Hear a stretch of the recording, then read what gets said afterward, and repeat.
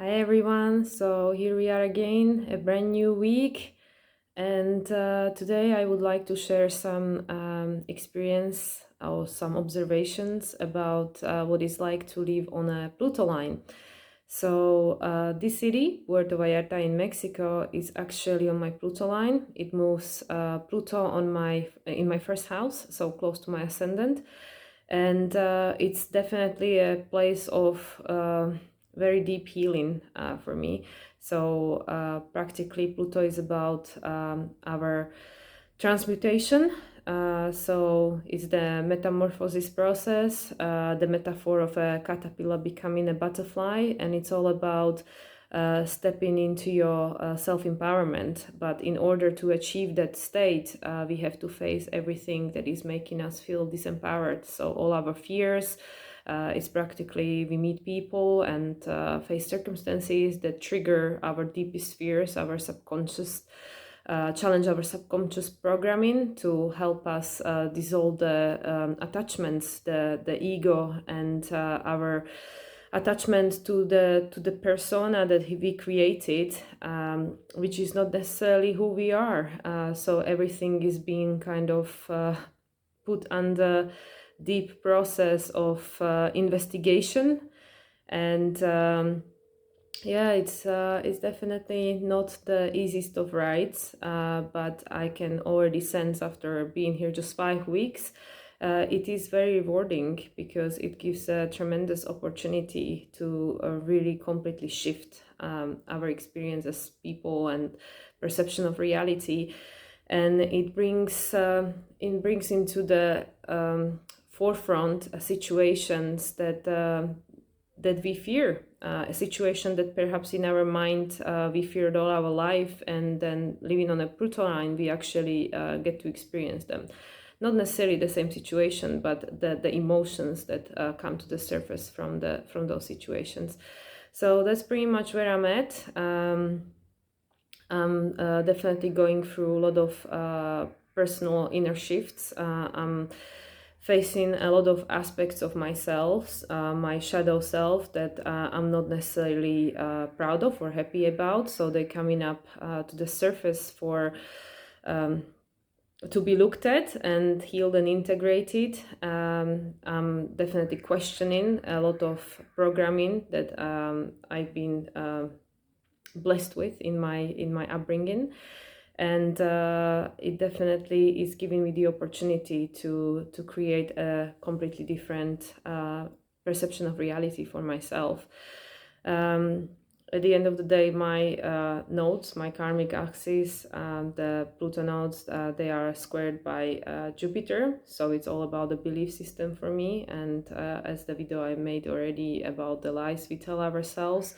And here all that is definitely being challenged. And even from a day-by-day interaction with people in my environment, I am observing how my previous life experience is being projected, because the brain, the ego, our mind always wants to kind of put things into a box based on our previous experiences. So practically our programming and our previous life experience has created some kind of like a mold, and every time we experience something, straight away it tries to compare it to something that we have gone through in the past, and like analyze it in that process and come up with the result based on our previous experiences, which is kind of that, like Teal Swan talks about in one of her videos, that we don't actually fear the unknown, because she says that if that was the truth, that a little baby would be scared of everything, and that is not the case. Children, especially when they're very young, they're very curious and they want to try everything. They have no fear.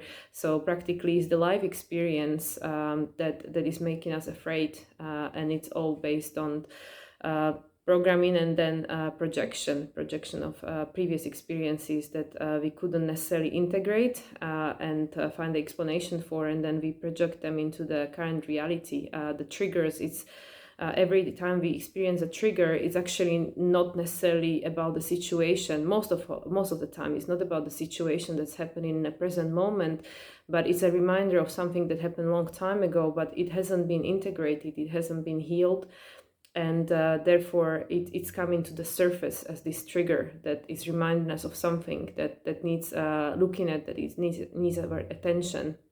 And that's all part of the Pluto work, is this deep investigation in our psyche that wants to be healed, that wants to create the whole picture of who we truly are, and living in a state of full empowerment, of being feeling that we have the control over our life, not someone else, some external situation or something. And then it's the Pluto, the Scorpio Taurus axis, which is talking about self-reliant and self-sufficiency. So to understand that in any situation in life, no matter what's happening on the external and what's being taken away from us, we have everything that we need within us to start all over again, and we have the resources within us to allow us to be fully self-empowered.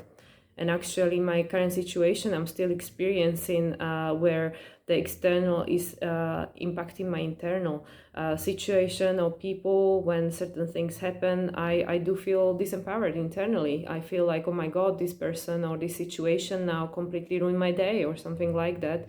And I'm sure that many of you watching this are perhaps experiencing something similar, when you're having a great day and then somebody says something to you, or something happens, or a crazy driver cuts you off or something, and then suddenly it ruined the mood. And this is again is the subconscious trigger. It's where are we giving our power away? And now coming towards this well, first of all, the new moon in Aquarius coming up on the 21st this week. And then subsequently we have Pluto moving into the sign of Aquarius, which pretty much will only be on the first, 0 degree, and then move back into Capricorn. So this will take place in March, and then we'll move back into Capricorn in June, and then it will not go back into Aquarius until 2024.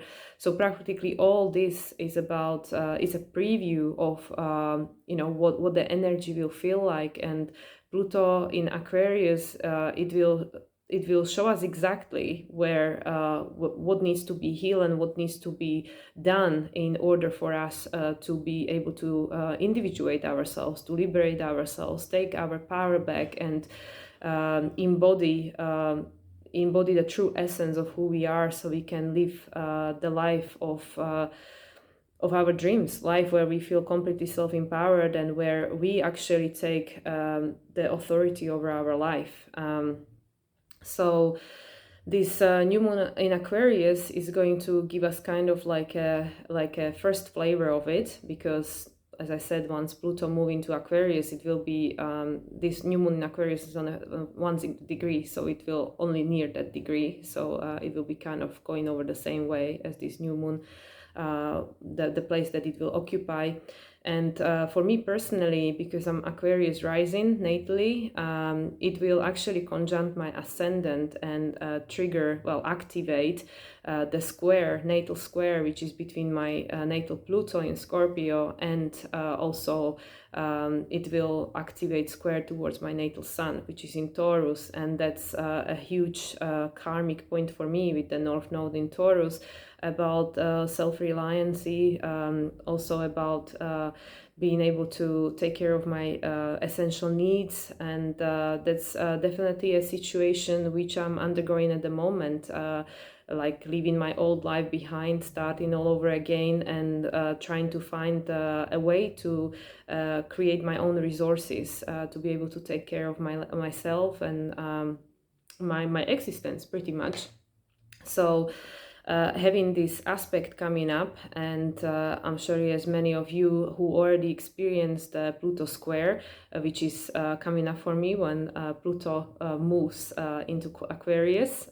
It will square my natal Pluto, which all these things that are getting activated with this new moon. That's a preview of what is coming up for me in the upcoming years. And with Pluto coming into Aquarius and going to be there for 20 years, that's pretty much, that's gonna be huge, guys. I mean, for everyone, for the entire collective, because obviously Pluto affects, it's the slowest moving planet from the ones that we are playing with in our solar system. Let's just say, from an astrological point of view, is the one that's furthest away. And this current transit through the sign of Aquarius will take 20 years. So the world as we know it now, in 20 years time, that's going to be a completely different reality. And also, depending where the Aquarius sign, which house it occupies in your personal life, it's going to affect that area of your life and completely transmute it. It's going to be some completely different story for you that's going to be birthed. And it's all based on facing the fears. What are our deepest fears? What is that is keeping us in this state of disempowerment, that is making us feel that somebody else has the control of our life, that we are not fully in control, that we could be a victim here or something like that. So for people like me with Aquarius rising, this is going to affect the entire chart, because the first house is the house of us. From the evolutionary astrology, the first house is the Aries archetype, is the something that's instinctually in us, and it's something that we are insecure about, because it's a new beginning for this incarnation, for the soul. Especially, like, I have my Aquarius rising on the early degrees, on the 4 degrees, so it's kind of a new experience for my soul. So I don't fully know how to do this, and that's why this Pluto in Aquarius is going to show me exactly how it's being done. So yeah, I'm laughing here, but what else do? You laugh or you cry, and I'm sure there will be plenty of opportunity for both in the upcoming times, for everyone, of course. But yeah, I was just thinking about to sharing just a little bit of snippet of information about what it might feel like to be on your Pluto line, and actually having a natally Pluto in retrograde, which makes it behave even more erratically, like more of an Aquarian flavor, and it's an accelerated process of evolution. So being here on a Pluto line, I actually feel that this process has definitely accelerated. It definitely, things are happening faster. I'm meeting people more frequently that perhaps are showing me the aspects of me that are still being kept in the subconscious programming and keeping me in the state of stuckness or disempowerment. So I definitely can see the difference between living somewhere else and on Pluto line. And I mean, I've traveled all over the world working on a cruise ships for 8 years. So I've been pretty much everywhere, not literally like every single city in a place, but every single continent apart from Antarctica. And I can see the difference. I can feel the difference. The energies are completely different living on a Pluto line. And I think actually working with evolutionary astrology is the perfect remedy, perfect remedy for Pluto, because it makes me dig deep, and it actually, even the services that I provide for people to help them to connect with themselves through evolutionary astrology. It's actually that's all Pluto work. It's to dig deep and to the core of the essence, the core of their purpose for incarnation. Why are we actually here? What is the purpose, and what did the soul come here to experience, to become fully integrated, fully self-empowered? And I can notice a lot of repeating themes amongst the charts that I've been doing from the generational point of view. The different generation, Pluto in Virgo especially. I'm not getting so many people so far Pluto in Libra. Most of my clients have been Pluto in Virgo, and then Pluto in Scorpio, like myself. And then we have this new generation, Pluto in Sagittarius, in Pluto in Capricorn, the new babies, who are completely different. I mean, I'm sure that anybody who's got kids or teenagers can see that these children are very different to what we used to be, or our parents' generation.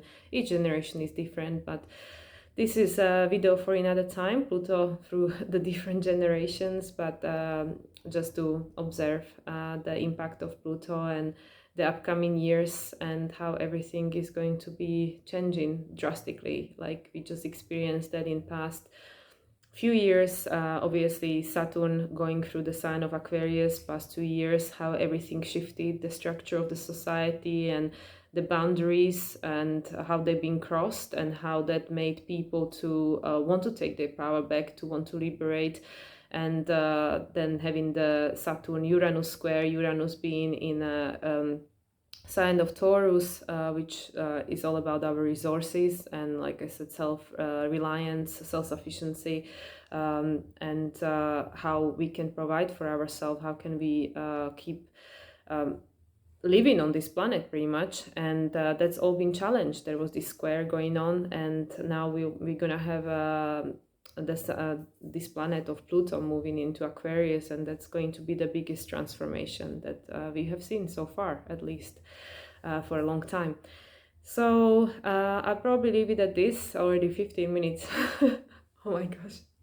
So yeah, so living on the Pluto line is definitely not the easiest, but probably the most rewarding, especially for someone who is Pluto in Scorpio generation, because that's what we hear. That was the soul's intention for incarnation, probably more than the other generations. We want to completely take the power back through whatever means. It seems like it is definitely an accelerated process living on the Pluto line. And yeah, I'm sure that I'll have more to say about this. It's been only 5 weeks since I've been here, so I'm sure there'll be many more opportunities to take my power back.